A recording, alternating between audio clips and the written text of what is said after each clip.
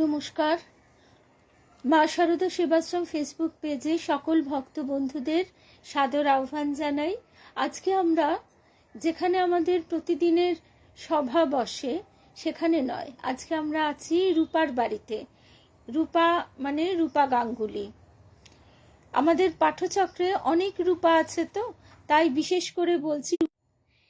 আচ্ছা, এই আবার এসে গেছে, দেখা যাক। আমরা একটু ছোট্ট করে না হয় মায়ের কথা শুনি।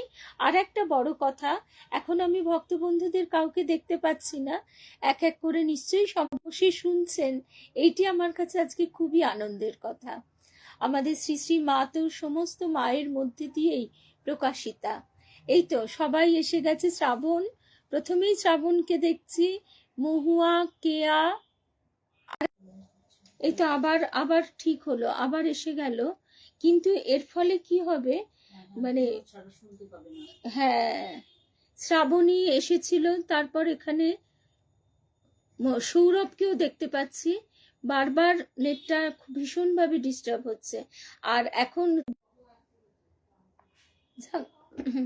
আবার কানেকশনটা ফিরে এসেছে, কিন্তু সত্যি বন্ধুদের পক্ষে খুবই অসুবিধে, সেটা আমরা বুঝতেই পারছি।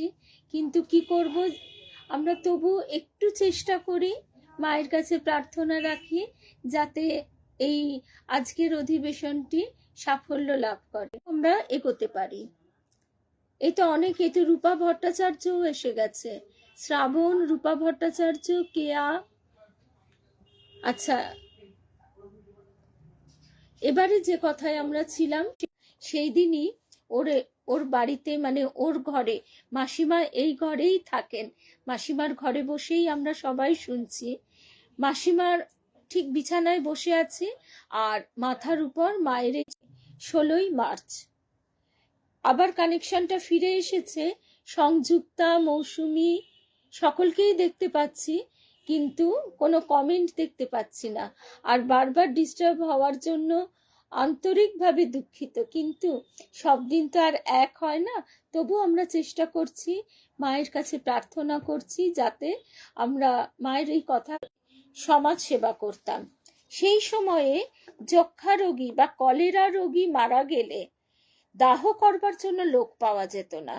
আর একথা আমাদের মনে রাখতে হবে যে সে সময়ের যে শ্মশান, সে কিন্তু আজকের মতো এত আধুনিকভাবে সুসজ্জিত নয়, তার যক্ষার পথ নয় সেদিন।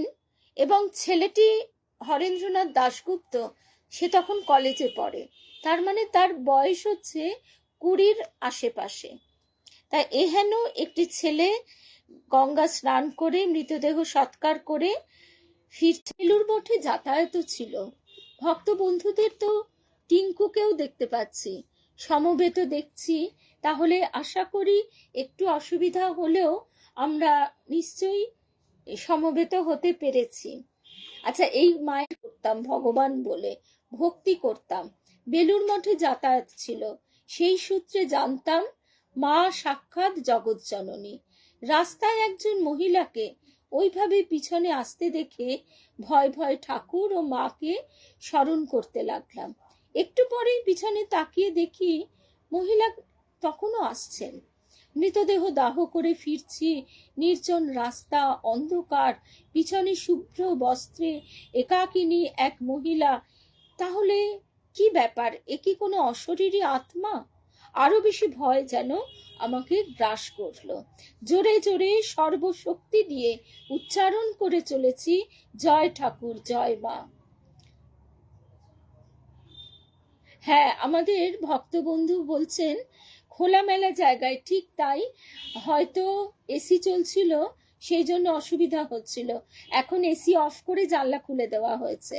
আর ওয়াইফাই তো রূপার বাড়িতে, আজকে আমাদের ভক্তবন্ধু রূপা গাঙ্গুলির বাড়িতে, ওর ওয়াইফাই এর কোডটা জানে না, সিকিউরিটি যে নাম্বারটা দেওয়া থাকে, যে কারণে আমাদের মোবাইল ডেটা দিয়েই শুনতে হচ্ছে। শুভ সন্ধ্যা মিনুদি, শুভ সন্ধ্যা সাথী, শুভ সন্ধ্যা। আর ওই যে বললাম যে সব দিন তো সমান যায় না, আজকে আমরা একটু অসুবিধে হলেও একটু মানিয়ে নিয়ে সবাই মায়ের কথা শুনি, আর বারবার মায়ের এই ছবিটি সবাইকে দেখতে বলছি। দুর্গা রূপে মায়ের এই ছবিটি স্বামী পূর্ণাত্মানন্দজি মহারাজ পূজা করেছিলেন, এবং ছবিটি রূপার বাড়িতে মাসিমার ঘরে, রূপার মা মাসিমার ঘরে বিছানার উপর টাঙানো আছে। তা আর ওই যে বললাম, আর রূপার বাড়ি হচ্ছে একদম নরেন্দ্রপুর রামকৃষ্ণ মিশনের ঠিক পাশেই, রাস্তা পেরোলেই মিশনের ক্যাম্পাস শুরু হয়ে যাচ্ছে। শুভ সন্ধ্যা রিমা, নয়নতারা, শুভ সন্ধ্যা। এখন তো দেখছি মোটামুটি স্টেবল কন্ডিশনেই আমরা আছি। আচ্ছা, তাহলে এবার আমরা আবার ফিরে আসি। সর্বশক্তি দিয়ে হরেন্দ্রনাথ দাশগুপ্ত বলছেন জয় ঠাকুর জয় মা। শেষের দিকে প্রায় দৌড়েই চলেছেন। শেষ পর্যন্ত মেস বাড়ির সামনে এসে একবার সভয়ে পিছন ফিরে তাকালাম। মহিলাটিকে আর দেখতে পেলাম না, অথচ 3-4 মিনিট আগেও দেখেছি তিনি আমার পিছনে ছিলেন। ভাবলাম কোথায় গেলেন তিনি, কেনই বা আসছিলেন, আর কেই বা তিনি? শ্মশান থেকে সারাটি পথ তিনি আমার পিছন পিছন কেন এলেন? মেস বাড়িতে ঢুকে বন্ধুদের ঘটনাটি বললাম। বন্ধুরা তো শুনে হাসবেই, জানা কথা। এই তো অমিতা বলছে এতক্ষণে ঠিক দেখতে পাচ্ছে। দেখো, মায়ের কাছে আমাদের সকলের ঐকান্তিক প্রার্থনা নিশ্চয়ই সফল হবেই, এই বিশ্বাসটুকু আমাদের রাখতে হয়। এবং দেখা যাচ্ছে যে আলটিমেটলি আমরা সেই স্টেবল কন্ডিশনে এসেছি। হ্যাঁ রিমা, মায়ের ছবিটার কথা তাই বারবার বলছি। স্বামী পূর্ণাত্মানন্দজি মহারাজ এই হাতে আঁকা ছবিটি দুর্গা রূপে, মায়ের এই ছবিটি দুর্গা রূপে পূজা করেছিলেন মঠে। তারপর বিভিন্ন ঘটনার মধ্যে দিয়ে, বিভিন্ন জনের মাধ্যমে, হাত বদলের মধ্যে দিয়ে রূপার কাছে এসে পৌঁছেছে। শুভ সন্ধ্যা শুভ্রা। আচ্ছা, তারপরে হরেন্দ্রনাথ দাশগুপ্ত এবার মেসের বন্ধুদের যখন একথা বলছেন, তারা তো স্বাভাবিকভাবেই একই ইয়াং ছেলে, তারপর স্বামীজির আদর্শে তারা বলিয়ান। তাছাড়া তখন ছেলেদের মধ্যে ভয় ভীতি আজকের তুলনায় অনেক কম। সেই কলকাতা, যে সময় রাস্তায় গ্যাসের আলো জ্বলে, আর অধিকাংশ রাস্তাতেই কিন্তু গ্যাসের আলো পর্যন্তও জ্বলে না, এবং এইটুকুটুকু ছেলেরা মৃতদেহ দাহ করে গঙ্গা স্নান করে মাঝরাত্রে বাড়ি ফিরছে। বন্ধুরা তো হেসে উড়িয়েই দিল। আবার মজা করে তারা বলছে, কলকাতায় অনেক রকম মহিলা আছে, তুই দেখতে সুন্দর বলে তোর পিছু নিয়েছিল। আমার কিন্তু তা বিশ্বাস হলো না, বলছেন হরেন্দ্রনাথ বাবু। যাই হোক, ভিজা জামা কাপড় ছেড়ে শুকনো কাপড় পরে বিছানায় তো শুলাম। পথের ঘটনা মনে পড়ছিল, ঘুম আসছিল না, কিন্তু কখন যে ঘুমিয়ে পড়েছি জানি না। এবার স্বপ্নে দেখছি এক জ্যোতির্ময়ী মাতৃমূর্তি আমাকে বলছেন, আমরা গতকালই শুনেছি নিগমানন্দ সরস্বতী তার যে মাতৃ দর্শনের কথা, দেবী অন্নপূর্ণা কাশীধামে তাকে কিভাবে স্বপ্নে দর্শন দিয়ে তিনি যে পরীক্ষা নিয়েছেন। কাশীতে কেউ অনাহারে থাকে না, বলছেন কি মাকে পরীক্ষা করছিলি, এইভাবে যেমন নিজের মানে বারবার সেটাও প্রমাণ দিচ্ছেন। তার সঙ্গে তার সাধনায় কোন জায়গায় গ্যাপ হয়ে গেছে, মানে কোন জায়গাটুকু তার বাদ পড়েছে, সেই জায়গাটুকু উল্লেখ করে তাকে এগিয়ে দিচ্ছেন। মা আমাদের প্রতি মুহূর্তে এইভাবেই তো আগলে আগলে চলেন, এইভাবেই এগিয়ে দেন। এখানেও দেখছি সেই জ্যোতির্ময়ী মাতৃমূর্তি বলছেন, দেখ হরেন, শ্মশান থেকে ফেরবার সময় তোর খুব ভয় করছিল, সেই জন্য আমি তোর পিছনে থেকে তোকে পাহারা দিয়ে নিয়ে আসছিলাম। আমি জয়রামবাটিতে আছি, তোর সময় হয়েছে, তোকে আমি দীক্ষা দেব, তুই আয় আমার কাছে। স্বপ্ন ভাঙলে ধর্মর করে উঠে সঙ্গে সঙ্গে দৌড়ে বন্ধুদের কাছে গিয়ে স্বপ্নের কথা বললাম। আমরা সকলেই বেলুর মঠের ভক্ত, ঠাকুর স্বামীজির ভক্ত। স্বপ্নের কথা শুনে সকলের খুব আনন্দ হলো। সবাই একসঙ্গে বলে উঠল, চল আমরা সবাই জয়রামবাটি যাব, মাকে দর্শন করব। তো বললাম, আমি আগে যাই, ব্যাপারটা সত্যি কিনা দেখে আসি, তোরা পরে আসবি। 2-1 দিন পর জয়রামবাটি রওনা হলাম। কিছু দূর ট্রেনে পরে হেঁটে 2 দিন পর জয়রামবাটি পৌঁছলাম। আজকে মোটামুটি আমাদের কয়েক ঘন্টার পথ, যেটা কলকাতা থেকে। রাস্তায় ঠাকুরের জন্য কিছু জিলিপি কিনেছিলাম, সেটি নিয়ে জয়রামবাটিতে মায়ের বাড়ির সন্ধানে চলেছি। আমি বরাবরই একটু মুখ চোরা ছিলাম। মায়ের বাড়িটি কোথায় ভাবছি, কাকে জিজ্ঞেস করব। এমন সময় একজন লোক এসে আমাকে জিজ্ঞাসা করলেন, আচ্ছা হ্যাঁ গা, আপনি কি কলকাতা থেকে আসছেন? আমি হ্যাঁ বলায় তিনি বললেন, মা আপনাকে তার কাছে নিয়ে যেতে আমাকে পাঠিয়েছেন। এই বলে লোকটি সঙ্গে করে আমাকে মায়ের বাড়িতে নিয়ে গেলেন। আমরা সন্তান, সন্তান মাকে ভুলে গেলেও, সন্তান মায়ের ওপর ভরসা করতে না পারলেও, মা কিন্তু সন্তানকে প্রতি মুহূর্তে এইভাবেই আগলে রাখে। সে আমাদের গর্ভধারিণী জননীর ক্ষেত্রেও প্রযোজ্য। অনেক সময় আমরা মায়ের কথা কি সবসময় সেইভাবে স্মরণে রাখতে পারি? নিজেদের বিড়ম্বনায় ভুলে গেলাম। মা কিন্তু সদাই সন্তানের কল্যাণ কামনা করেন, তবে তিনি হচ্ছেন আমাদের এই জগন মাতা শ্রী শ্রী মায়ের একটি আলোক রশ্মি মাত্র। আর সমগ্র মাতৃসত্তা যার ভিতরে, সেই জগন মাতা শ্রী শ্রী মা যখন এইভাবে সাড়া দেন, তখন যে কি এক অদ্ভুত আনন্দের ঢেউ ওঠে আমাদের হৃদয়ে, সে যার ঘটে সেই বুঝতে পারে। মায়ের বাড়িতে যেতেই দেখি মা দরজার সামনে দাঁড়িয়ে আছেন। মাকে আমার সেই প্রথম দর্শন। মাথায় ঘোমটা আছে, কিন্তু ঘোমটাটি কপালের ওপরে থাকায় মুখখানি পরিষ্কার দেখা যাচ্ছে। অবিকল সেই স্বপ্নে দেখা মাতৃমূর্তি, কিন্তু এখন আর জ্যোতির্ময়ী নন, সাধারণ মানবী মূর্তি। কিন্তু সে যে কি রূপ, তা কাউকে বোঝাতে পারবো না। আমি হতবাক হয়ে তার দিকে তাকিয়ে আছি। এমন কথা কিন্তু শুভ সন্ধ্যা, রুদ্রাণী, জয়িতা, সংঘমিত্রা, শুভ সন্ধ্যা। আজকে আমাদের প্রথম দিকে একটু অসুবিধা হচ্ছিল বটে, কিন্তু মায়ের শরণাগত হবার পর মা তার এই যন্ত্রশক্তির যে কল্যাণী স্পর্শটুকু সকলের কাছে পৌঁছে দিলেন। সোমা, খড়গপুরের সোমা, শুভ সন্ধ্যা। আর আজকে আমি রূপার বাড়িতে আছি, রূপা গাঙ্গুলি। ওর বাড়ি আমাদের বাড়ির কাছেই। সকাল থেকেই আজকে ওর বাড়িতে আছি। মাসিমা আজকে ডেকেছিলেন। মাসিমার বাড়ি ঘরেই বসে আছি। আর সকলকে, যারা পরে এসছো তাদের জন্য আরো একবার বলি, মাসিমার ঘরে বিছানার উপরেই মায়ের যে এই ছবিটি দেখা যাচ্ছে, মায়ের এই ছবিটি স্বামী পূর্ণাত্মানন্দজি মহারাজ পূজা করেছিলেন দুর্গা রূপে। আর ছবিটি কোনো এক শিল্পীর হাতে আঁকা। ঠিক এমনই একটি ছবি শ্রী শ্রী ঠাকুরের রূপার কাছে তার সৌভাগ্যক্রমে এসে পৌঁছেছে। দুটি ছবি অপূর্ব অপূর্ব। আমরা স্টিল ছবি পরে নিশ্চয়ই ভক্ত বন্ধুরা যাতে সবাই ভালো করে দেখতে পায়, তুলে পোস্ট করব, একটু দেখো কেমন। দেবেন দাদার বাড়িতেও ঠিক ঠাকুরের এমনই একটি আঁকা ছবি আছে। এই ছবিগুলি বহু পুরনো, চারকোলে আঁকা। আচ্ছা, তারপরে মাকে দেখে অবাক হয়ে হরেন্দ্রনাথ দাশগুপ্ত ভাবছেন, সে যে কি রূপ, তা কাউকে বোঝাতে পারবো না। আমি হতবাক হয়ে তার দিকে তাকিয়ে আছি, কোনো কথা বলতে পারছি না। শুধু শুধু সঙ্গে নিয়ে আসা জিলিপির চাঙারিটি মায়ের হাতে তুলে দিলাম। মা সেটি হাতে নিলে তাকে ভূমিষ্ঠ হয়ে চরণ ছুঁয়ে প্রণাম করলাম। স্নেহ মাখা কণ্ঠে মা বললেন, বসো বাছা, কত দূর থেকে হেঁটে এসেছো, একটু বিশ্রাম করো। বলে নিজেই পাখা হাতে হাওয়া করতে শুরু করলেন।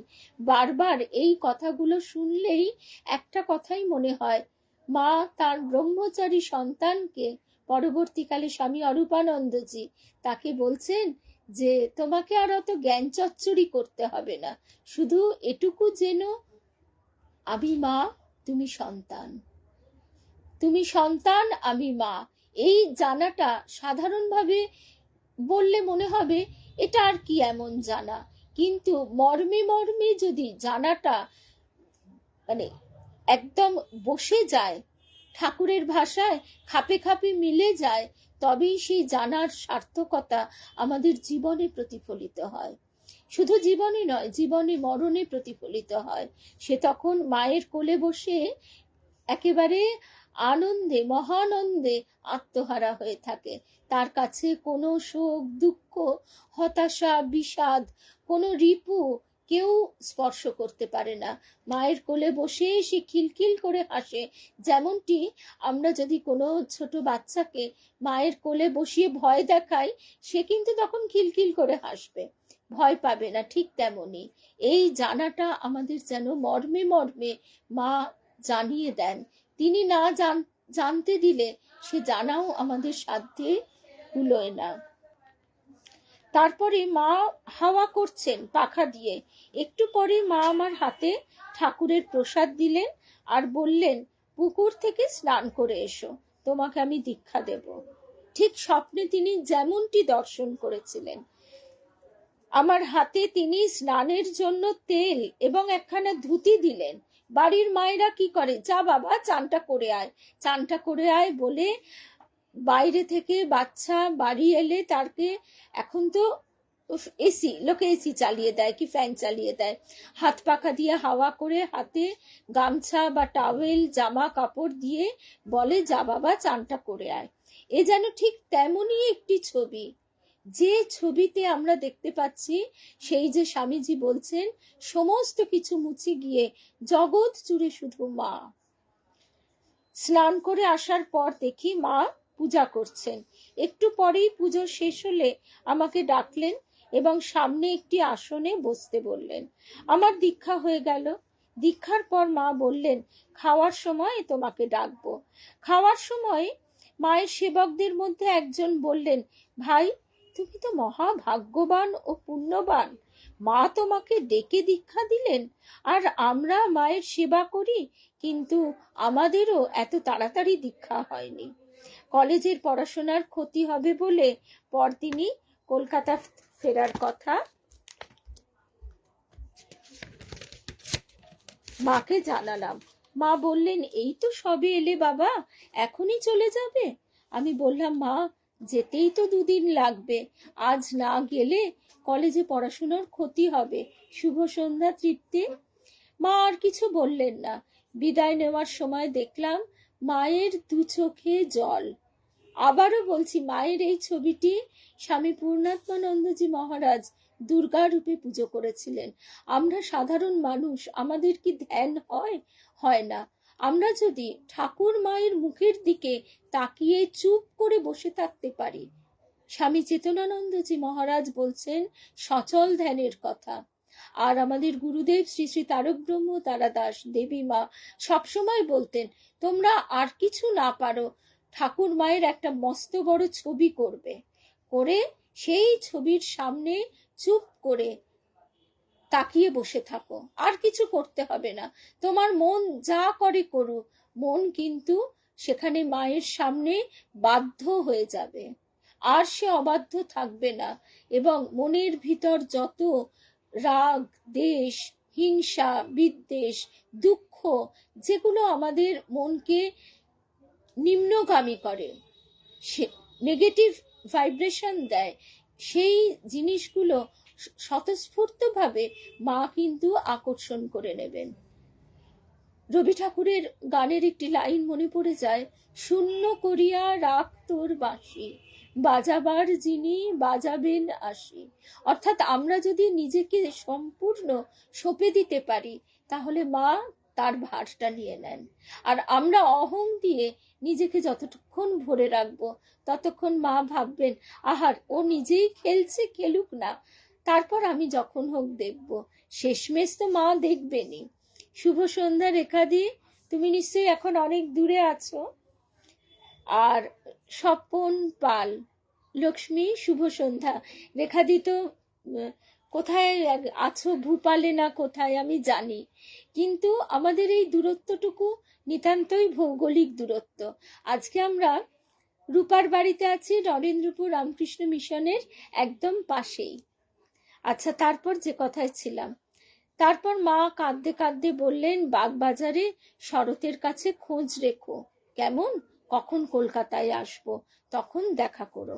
কিছুদিন পর আমার লেখাপড়ার পাঠ চুকলো, কারণ দেশ থেকে বাবা চিঠিতে জানালেন, তোমাকে আর পড়াতে পারবো না, দাদার ছেলে মেয়েদের পড়াতে হবে, তুমি রাজেনের কাছে যাও, সে তোমাকে একটা চাকরি দেবে। রাজেন আমাদের এক নিকটাত্মীয়, তিনি জজ ছিলেন। তিনি আমার জন্য একটি থানায় দারোগার চাকরি ঠিক করেছিলেন। চাকরির কথা জানিয়ে মাকে চিঠি দিলাম।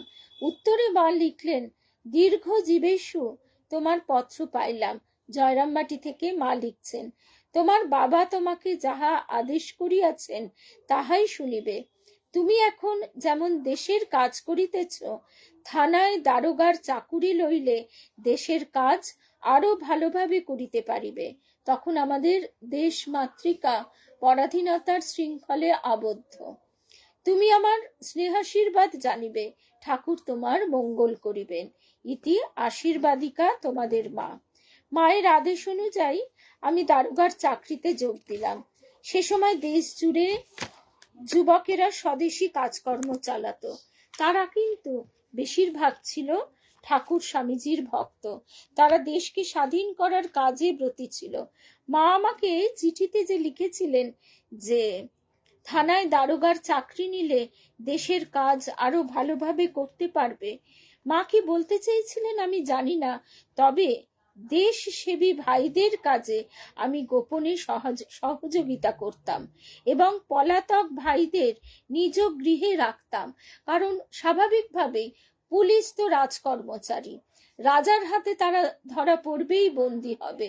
আর সেই সময় একমাত্র যদি সেই জায়গায় যারা কাজ করছে তারা যদি তাদের সহযোগিতা না করে, তাহলে এই দেশের স্বাধীনতা আন্দোলনে কিভাবে তারা এগোতে পারবে।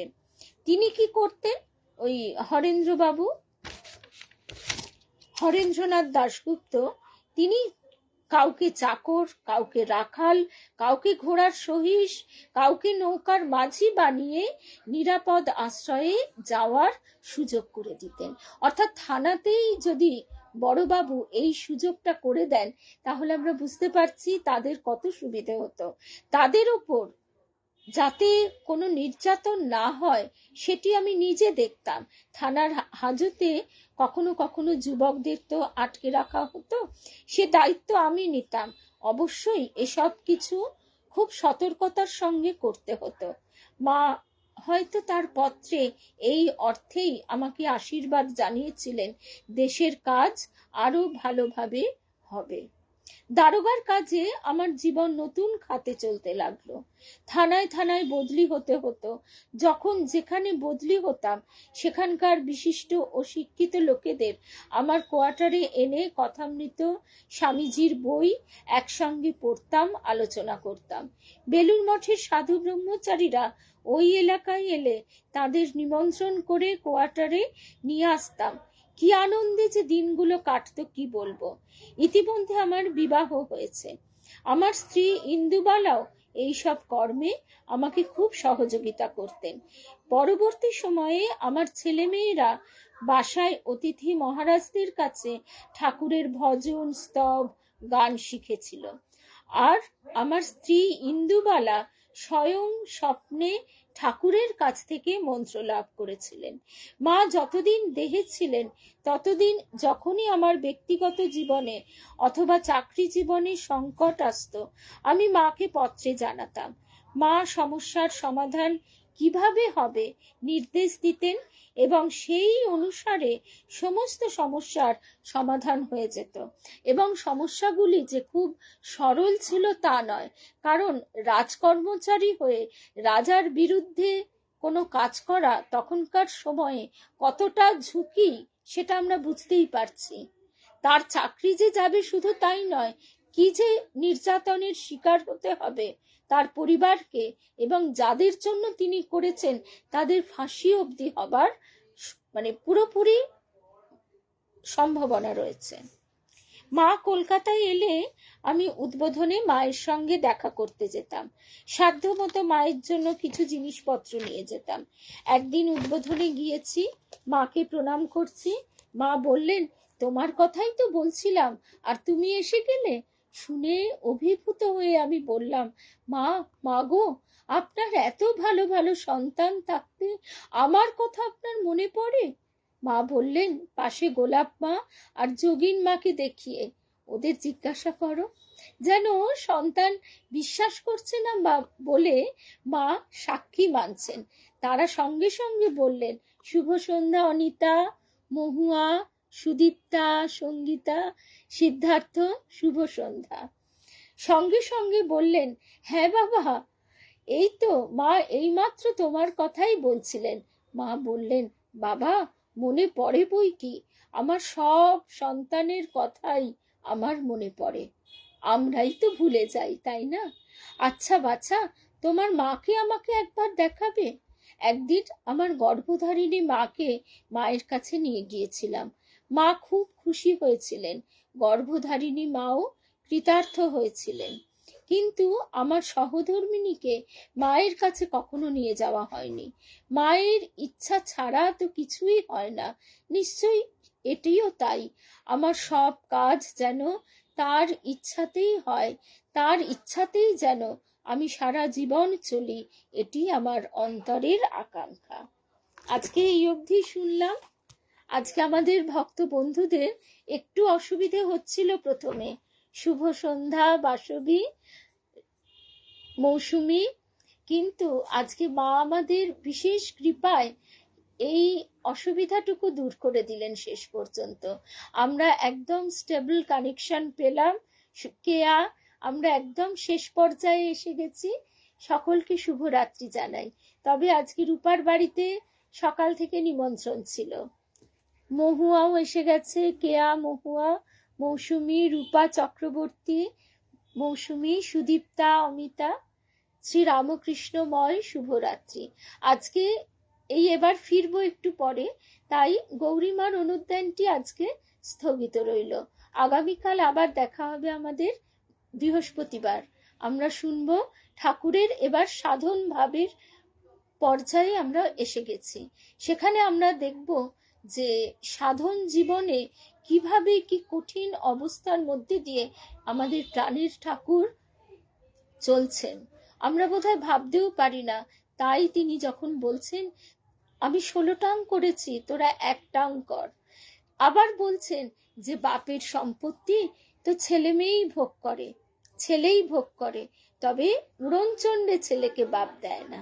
তাই এইটুকুই প্রার্থনা, মা, যাতে আমরা যোগ্য হতে পারি, সেই কৃপাটুকু, সেই আশীর্বাদটুকু করো। জয় রামকৃষ্ণ। আজকে মাসিমার কাছে রূপার বাড়িতে আমরা সবাই সমবেত হয়েছিলাম মায়ের পদতলে। মায়ের এই ছবিটি আবারও বলি, চারকোলে আঁকা, জনৈক শিল্পী, শিল্পীর নামও জানে না, মিনুদি, শ্রাবণ, আর মা দুর্গা রূপে স্বামী পূর্ণাত্মানন্দজি মায়ের এই ছবিটি, প্রতিকৃতিটি পূজা করেছেন একাধিকবার। জয় রামকৃষ্ণ, জয় মা।